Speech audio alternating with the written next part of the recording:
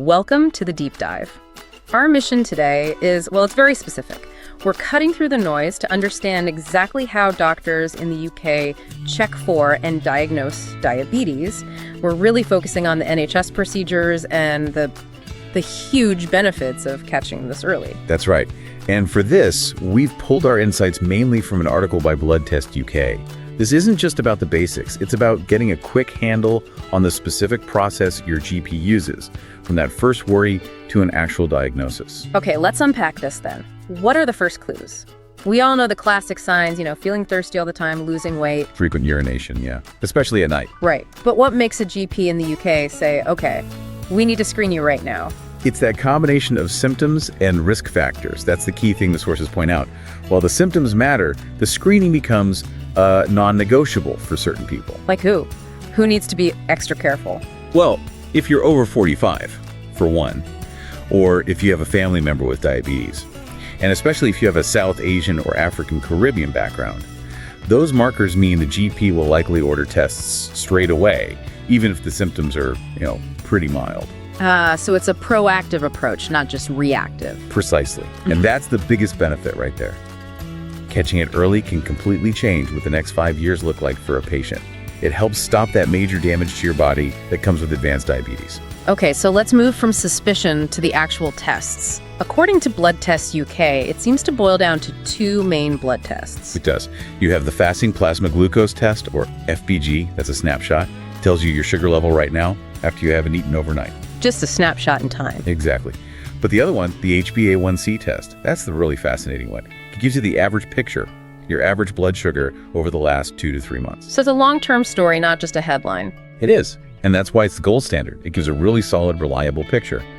If you hit that number, the 6.5 for HbA1c mark, the doctor knows it's a long-term issue, not just a one-off spike. And what about other tests? I think I saw something about a sugary drink test. The OGTT, or oral glucose tolerance test. Yes. That's used when the other results are a bit borderline.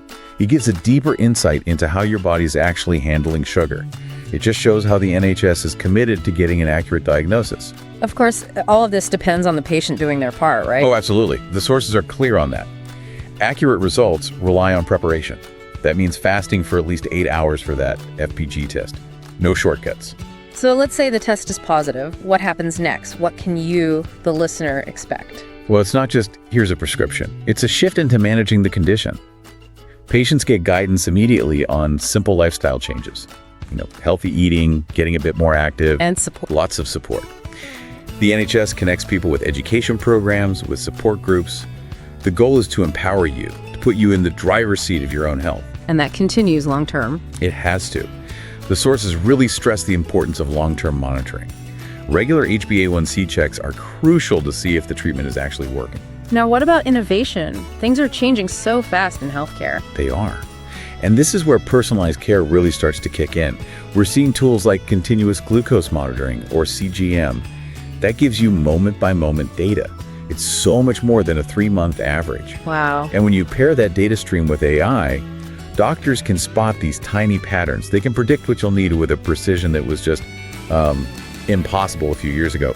The Blood Test UK material really highlights how this improves outcomes. That was a fantastic dive. The main takeaway seems clear. Know the signs, understand what these tests from sources like Blood Test UK are telling you, and get help early.